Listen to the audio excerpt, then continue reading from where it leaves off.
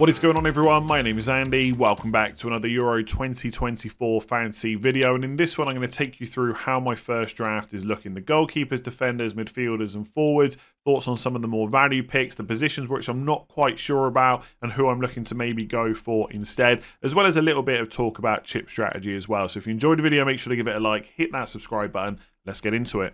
Alright, so I'm going to start by talking about the defensive players, and I'm also going to include the players on the bench as well, because in this format of fantasy football, your entire squad is important, because if the players in your first 11 don't perform, you can substitute them throughout the match day. I've also written down that my current chip strategy is Limitless Match Day 2, and then probably Wildcard Match Day 3, but that is in no way locked in, right? There's still a long time until the tournament starts. I'm still in the early phases of thinking about my team, different players. We've also got to wait for the friendlies to finish as well to get an idea of who's going to be in first 11s. But I kind of like the option of Limitless Match Day 2 because for most of the teams that we're going to be looking to target, like England, France, Netherlands, Italy, Germany, etc., from Match Day 1 onwards, most of those teams have their toughest fixture in Match Day 2. So using the Limitless chip would enable me to remove some of those players, not all of them, right? I'd still probably want to include an Mbappe or someone like that, but reduce the amount of players I've got from those teams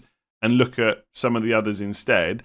And then in match day 3, I can decide whether to wildcard based on the state of the groups. Because if a lot of the big teams still need a result in the last game of the group stages, there won't be so much rotation, and therefore my team from match day 1 might still look pretty good. So the wildcard is certainly not locked in. I know people will mention the unlimited budget, right? So, you know, if you're going to get rid of some of the some of the players from the bigger teams, then you need less budget, and therefore the limitless isn't quite as beneficial.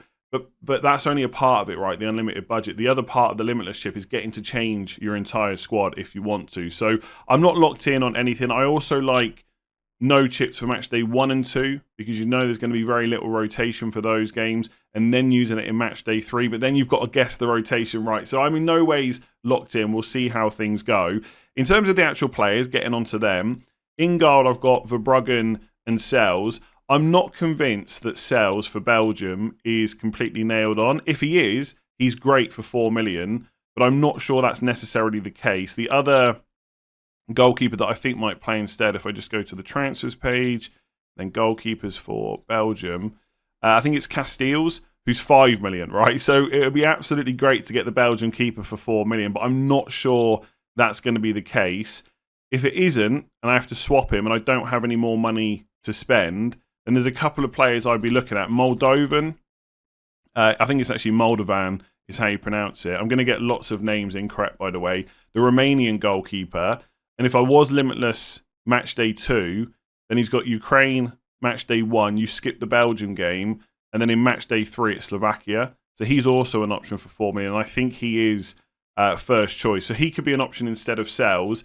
And then with Verbruggen, I'm pretty sure that he is going to be first choice. And it's Poland for the Netherlands in the first game. And I've also got the double up with Van Dijk as well. Now, for anyone that played Euro 2020 Fantasy, I think it was, Dumfries was great for the Netherlands as an attacking defender, and I would usually prefer a wing-back if they're going to play a back 3. But you've also got Frimpong there as well, so I'm not sure right now we know exactly who's going to be first choice. But also there's been a couple of quotes that have come out to say that Van Dijk might be first choice penalty taker for the Netherlands, so he could be worth that extra 0.5 million over the other two I just mentioned for 6 million, knowing that if they get a penalty, he's going to take it. And penalty-taking defenders in fantasy football games are kind of ideal. Obviously, he's got goal threat from open play as well.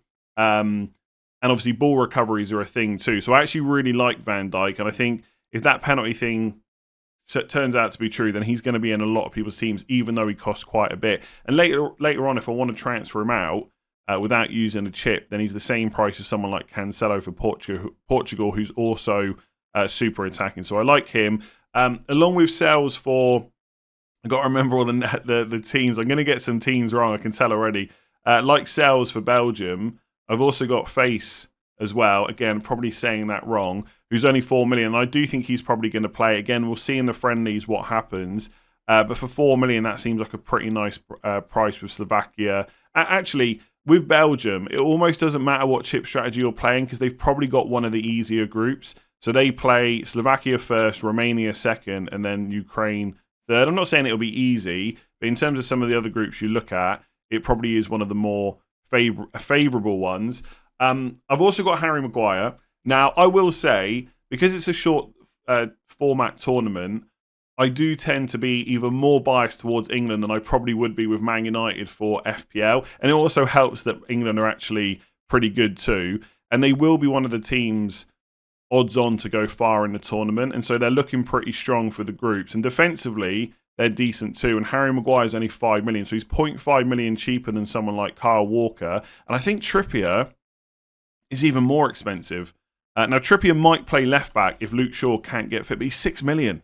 That's absolutely madness. So Maguire at 5 million is just much better value than Kyle Walker and Trippier. So he's definitely in for me. And I think he's probably got a little bit higher goal threat than someone like John Stones. At the time of recording, Maguire is not fit for England. But I think whatever happens, they will take him. So as long as he's fit for the first game, he'll be in my team. And I feel like I've got to have 3 England players. And it's just easier to fit a defender in. But even kind of bias aside, I genuinely think that an England defender for 5 million is pretty good value. But there are lots of defenders that you could consider. They are by no means essential. But I think if Maguire's fit, 5 million is a pretty decent price. And you know he's nailed on. And then I've got a German defender, Mittelstadt is probably sort of how you say it. He's only 4 million. He's probably going to play left back. If there's any doubts over his position, Germany actually have a couple of, or at least one other really high value, I would say, defender, and that is Jonathan Tah at 4.5 million. So I would have to find 0.5 million from somewhere. But Germany are going to be odds on for every single one of their group games for clean sheets and goals as well. And as far as I know, Tah is absolutely nailed. I think Nagelsmann has come out and said that he and Rudiger will be the centre-back partnership for Germany. So Nagelsmann has been pretty open. He's also confirmed that Neuer will be number 1, etc. So I think Tah for 4.5 is good value. But if Mittelstadt is going to start for 4 million as a fullback, that's even better. So I'm already like watching people talk about the Euro 2024 fantasy game, saying that they've never even heard of this guy. And I'm the same, right? I don't follow a lot of football outside of the Premier League, so I'm kind of learning as I go. I've not really heard of this Mittelstadt guy, but he's going to be everywhere, right? Any video, podcast, article you read about Euro 2024 fantasy, he's going to be in because Germany are one of the strongest teams for the groups and obviously beyond. And they've got home advantage as well. And 4 million, you just can't beat that. So I've just realised I forgot to mention my final defender, and that is Domagoj from Italy, €5 million, fairly attacking, and they get to play Albania in match day 1, even though I had the fixture listed as Aston Villa for some reason, but I've changed that now. So Albania is decent, and if I am going to limitless in match day 2, that allows me to dodge their game against Spain before getting them back for match day 3, which is against Croatia. But even if I decide to not use a chip in match day 2, transferring out my Italian defender might also be an option as well. But either way, I think most people are going to have at least one in their team for match day 1. And he seems to be the one that we can pretty much guarantee is going to play either way. There does seem to be a little bit of uncertainty about what formation Italy are going to play and also which players are going to be in that team. But hopefully the last couple of friendlies before the tournament will give us an idea. I saw yesterday that Gianni tweeted to say that Italy's super attacking right wing back will likely be Bellanova, who's not priced yet, or Cambiasso, who is 4 million.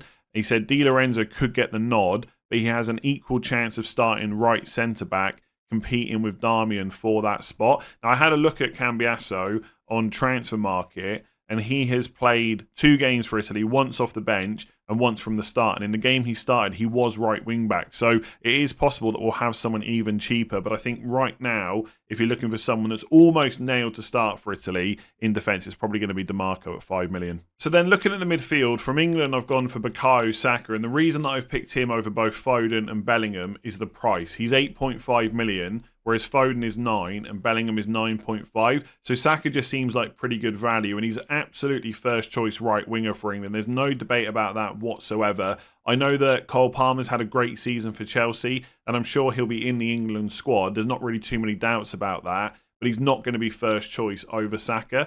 That being said, first choice does not necessarily mean that you never get rested. And I think for anyone that's looking to maybe not use all their chips in the group stages, Saka could be a little bit of a worry for match day 3. In the last tournament at the World Cup, England had 4 points after the first 2 games, and I don't think they were guaranteed qualification to the next round, but Southgate still rested Saka, and I think he rested the left winger as well. So there is a chance that Saka, as first choice, plays the first 2 and then get rested in the third group game. It's not a guarantee, of course, right? Things have changed. I think Saka's even more established in that position now, but if any manager is going to rest a player, it's always going to be in that third group game. So that could happen with Saka. If you're using all your chips, it doesn't make so much of a difference. But if you're looking to maybe save them and you want an England midfielder, the only one I think you can guarantee is going to start all 3 group games is Bellingham. I think even if England have 6 points after the first 2 games, I wouldn't be completely surprised to still see Bellingham play. It wouldn't be a guarantee, but there's more chance of him playing than both Saka and Foden. Foden is definitely not immune from rotation. I'm pretty sure he'll start left wing, but I don't think he's going to be worth 0.5 over Saka. So that's my England midfielder. For Germany, I've gone for Gundogan. Obviously, Wirtz is an option as well. But Gundogan, I'm pretty sure, is going to play number 10. Scotland at home. Well, obviously, I was going to say none of the games are at home, but for Germany, they are all at home. Scotland's a decent fixture. And if he's going to play number 10 and beyond penalties, and obviously ball recoveries are a thing as well, I think Gundogan is just one of those all-round midfielders that's going to pick up plenty of points, and he's only 7 million. And again, whichever your chip strategy is, Germany's games in the groups are all pretty good. Scotland, Hungary, and Switzerland. So I like Gundogan. I think there's every reason to go to Germany midfielders if you wanted to instead. I've gone for Havertz up front, who I'll talk about in a minute. But yeah, you could have Wirtz and Gundogan. You could have Wirtz instead of Gundogan. There's lots of options there. You could even double up on the Germany defence if you wanted to, depending on which other players you want to kind of fit into the squad. Ultimately, I'm going to have 3 Germany players for most of the group games, if not all of them. Right now, I've gone for Mittelstadt and Gundogan. I've also gone for Szoboszlai from Hungary. Now, they do play Switzerland first game, Germany in match day 2. So ideally, I would only pick him if I know I'm going to use a chip in match day 2, because I don't really want him for that. Hungary is probably not a country that a lot of people are looking to target players from in the group stages. But he's kind of an all-round midfielder, so he costs 7 million, the same as Gundogan. As far as I'm aware, he takes pretty much every set piece for Hungary. He's going to play more advanced as well than maybe he has done at times for Liverpool this season. And I just kind of like him, right? Is he the first player I put into this team? Absolutely not. He was one of the last, and I had about 7 million to spend, so that's who I went for. So he's by no means locked into this team, right? Whereas someone like Saka probably is. But I just think he's one of those all-round players that's got plenty of avenues to kind of pick up points. So maybe not that exciting. Maybe having someone like Wirtz in there instead would be nicer. But I kind of like him, right? You got Xavi Simons as well from the Netherlands, I think is the same price. Am I going to find out it's Simons? No, it's Xavi Simons, isn't it? I've probably got that wrong as well. I'm going to leave that in there. Just tell me in the comments below how many of these names I've got wrong. He's also 7 million. So there's a few options at that price, but I kind of like Szoboszlai right now, so he's in. And then I've also got Rodri. Now, that is probably one of the most boring picks you can make, because we know he's not going to play number 10 like a Gundogan.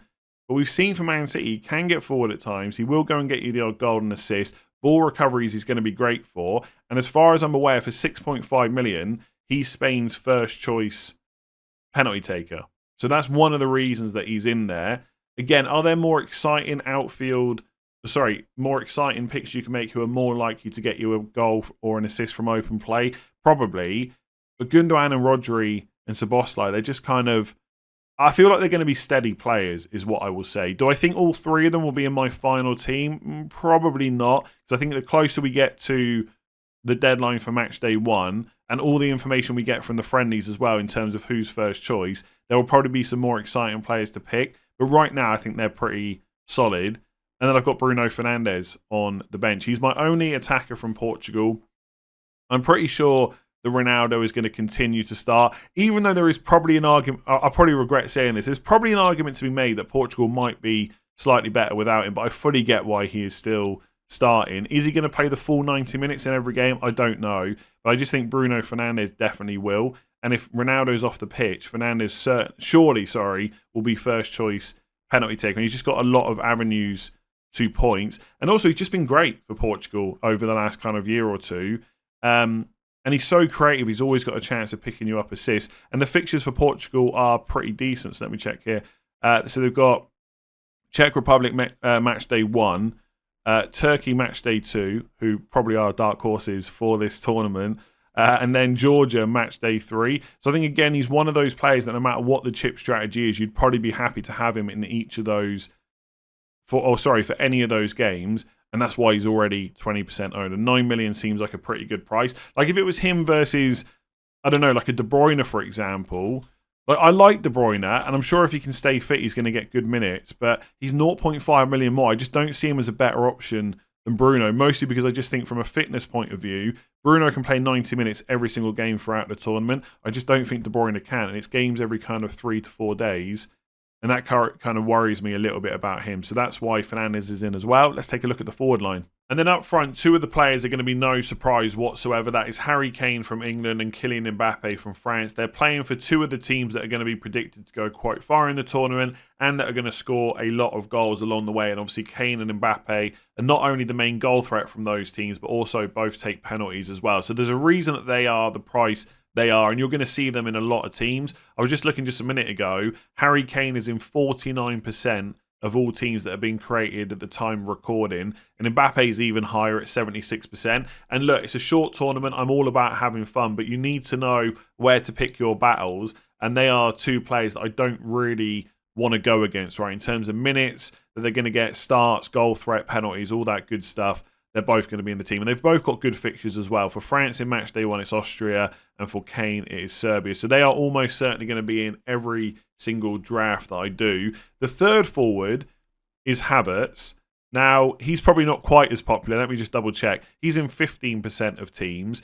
But the interesting thing about him is Germany are going to be predicted to score a bunch of goals throughout the group stages, right? Because of how strong they are. They've got home advantage as well. And the fixtures are pretty good. And someone has to score those goals. And Havertz is almost certainly going to be the first choice number 9. Now, unlike Kane and Mbappe, do I expect him to play 90 minutes in most matches? Probably not. But he's only 7.5 million. And I think that's pretty decent value. The player that a lot of people are going to have in that spot that I just don't have the money for is Lukaku. And I completely get it, right? His record for Belgium is fantastic. They've got good fixtures throughout. And I do think for 9 million... he's actually not bad value when you compare him to the likes of Kane and Mbappe, who are 11 million. I just don't have the extra money in this team. So if I can free up 1.5 million, I will definitely put in Lukaku instead of Havertz. But I think for 7.5, if that's the price bracket that you're looking at, you get Germany's number 9.